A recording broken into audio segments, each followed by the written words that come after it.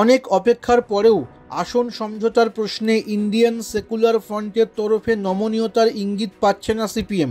Diamond Harbour Lok Sabha কেন্দ্রে তৃণমূল কংগ্রেসের সর্বভারতীয় সাধারণ সম্পাদক অভিষেক বন্দ্যোপাধ্যায়ের বিরুদ্ধে আইএসএফের চেয়ারম্যান নওশাদ সিদ্দিকীর প্রার্থী হওয়ার প্রস্তাবে সমর্থনের ঘোষণা করে দেওয়া সত্ত্বেও তার তরফে স্পষ্ট জবাব মিলছে না। এমত অবস্থায় আইএসএফকে ছাড়াই লোকসভা ভোটের অঙ্ক কষা শুরু করতে চাইছে সিপিএম। পরিবর্তিত পরিস্থিতিতে আইএসএফের জন্য ধরে রাখা আসন নিয়ে কংগ্রেসের সঙ্গে কথা বলতে চলেছে তারা। বামফ্রন্টের শরিক দল এবং কংগ্রেসের জন্য কেন্দ্র ছেড়ে আইএসএফের জন্য 3টির বেশি আসন দেওয়া কঠিন, এই কথাই তাদের বোঝানোর চেষ্টা করা হয়েছিল।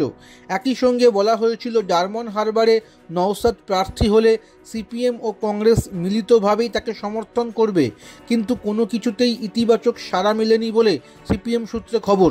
সেই কারণেই এবার নওশাদের জন্য ধীরে ধীরে দরজা বন্ধ করতে চাইছে আলিমুদ্দিন স্ট্রিট।